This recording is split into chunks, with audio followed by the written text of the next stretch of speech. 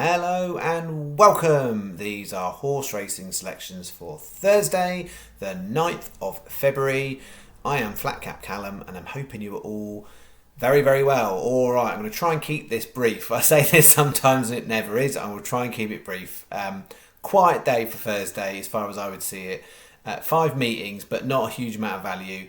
I've just got it half stake, £10 bet. I've just got a lucky 31. One bet. There's one like single to go with it on the best price. Well, no, best price, best value, I should say. So yeah, just £10, 205 Thurles. So there's the two handicaps over in Ireland that are kind of nice from a field size point of view. So we've got those in there as well. One race at Doncaster, no extra places, and a couple at Newcastle I like the look of. So it is just 5 horses. That is it. Coming up, so it's £10 stake, as I said. And then before we do that, I'll do the review of how we got on Wednesday, which wasn't good. And then we'll have a quick mention at the end. I just wanted to flag, been looking at the Betfair hurdle market for Saturday. So that's the big race for Saturday. It's normally a really competitive 2-mile handicap hurdle. And yeah, I've been having a look at the market. It's been pretty fluid today, to be honest. What you tend to find is when various articles and things pop up and different horses are mentioned, then the market's moving up and down. And there was two I was going to mention. I'm just going to mention one now. So my preferred one currently. So I'm just going to mention that. It's anti-post market technically now because we're still within there. If you're going to put it on potentially tomorrow, if you left it till Friday, it might be all right. But yeah, just what I'm going to mention. All right, that's that. So how do we do Wednesday? 15 on, 76 pence back. So a very, very poor start to the week. Wasn't for just remembering now. Neil flagged to me it was £14. I miscalculated, so I actually put £14 on the 76 back. So it was a loss of £13.24 to start our week. So it puts us down about 15 quid for the year. So we are still on the bit of a journey of recovery from January to try and get our year onto a positive footing. And when that happens, when we're not there yet, understandably there are people that pop out and come out and who are watching on the channel, and yes, there's a little bit of negativity knocking about in the comments today. Some of it understandable, some of it I think is not. I think possibly a bit mischievous. Yeah, there was a little bit of that knocking about.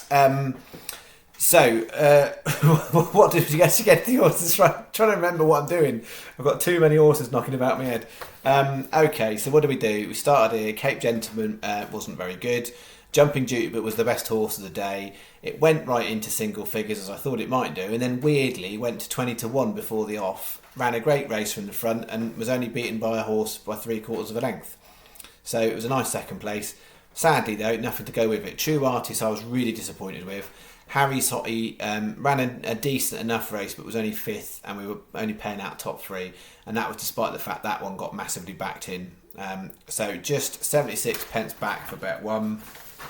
Then we had the combination doubles, which we had Ludlow abandoned. That left us on those two. I quite like those two, but clearly they didn't like me because they weren't anywhere near. They were well off the mark in that 420.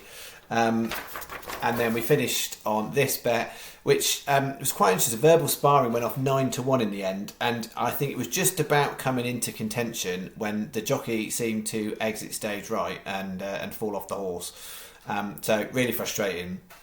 Then we had Mary Cassette was 4th at a nice price, but it was 15 runner maiden, so it only paid out 3. And then Bocelli's Voice was 5th at a nice price, but not quite good enough. All 3 of those had a decent price, 50 to or 66 to 1 horse place 3rd. Sadly, I was not on those ones. And then the 420, as I've talked about, Simply Shabra was poor. So not a good start. For those people who've got short memories, we had a really good Wednesday, Thursday, Friday last week. And we had winners and we had some nice places. Saturday wasn't so good. Sunday was poor. And we had a poor day again Wednesday. So just to remind folks, but just to also reiterate, I'm not here about churning out winners. This channel is about honest, transparent facts and figures. Anything I'm quoting on here is fully traceable, fully trackable. There's no bluff going on here. This is actual, real statistics. So, am I on a losing run? I've lost for the last 3 days. I've made a video. That is a true fact. Am I losing this year? Yes, by a small amount. Am I losing over the history of the channel? No, I'm not. All of my stats are in the description. I don't just put them on there for the last 6 or 7 days and hope nobody notices or nobody asks us a question about what was going on the weeks before there. So, yeah, I'll leave others to do that. All right, what do we got then for Thursday? The one and only Thursday bet is this, 205. I find it a bit tricky. Paper's falling everywhere. I find it a bit tricky to make a call on this. 205. I've gone with Ardemir 17-2, but it's not strong, but it's a good betting heat. 250 Doncaster. I'm keeping faith with Romeo Brown. Did us a favour once. Last time he was very unhappy and decided to run out into a bunch of railings. So Romeo Brown to bounce back. Only 8 runners, so we want to not have a non-runner in there. We'd rather have playing for 3 places 8 runners. 425 Thurles, Esther's Marvels where I've gone there. There was a couple in there that I think are better prices. I think there's more likely to be better prices in the finish of that race than the 205. But I'm going with Esther's Marvel at 22s. Then a couple of Newcastle, 510, white and blue, 9-1. And then just about makes it as my value horse of the day, 640 Newcastle Melody King, 20-1. So it's 15 pence each way, lucky 31, and a 35p each way single on Melody King, £10. So it's half stake day. That is that. And then the last thing, just mention on Betfair Hurdle for Saturday. So Highway 1-2 is the horse. That's the one I'm looking at. It's Chris Gordon trained. Gavin Sheehan is currently booked to ride it. 16-1 pretty much across the board. 18-1 in places. Yeah, I think the horse should be much shorter than that. I would have it about 9-1. So it'd be interesting to see as we get towards the weekend what it does in the market. I'd be surprised if it gets bigger. I think it's likely to be shorter when we get to the day.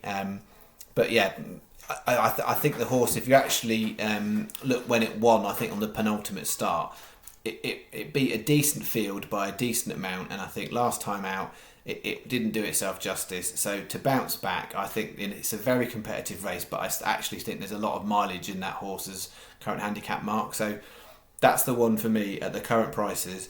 When we get to Saturday, we'll see what the market says, and I'll see if I've got a different view based on what the market's saying, because the point here is I don't get stuck or wedded to a horse. If the price goes too short, I'll walk away from it, and I might go on to something different. So that's the one for the moment for the Betfair Hurdle for Saturday. Highway 1-2, 16-18-1. I think is worth a little go for those people who want to have an early interest for Saturday. All right, that is me. I'll leave it there because you've already might have seen my Cheltenham Festival video. There'll be another one on freebets.com going out in the morning for Cheltenham Festival Day 1. People will be sick of the sight of me, I'm sure. So particularly when I'm not churning out loads of winners, obviously. Yeah, I'll be back tomorrow night for Friday selections, where it's better than it has been Wednesday, Thursday, but by Friday standards, not the best looking Friday. So we'll see. I don't know at this stage how much more it might be than probably be a normal stake £20, I think at this stage, but we'll find out. All right, thank you very much. Bye bye.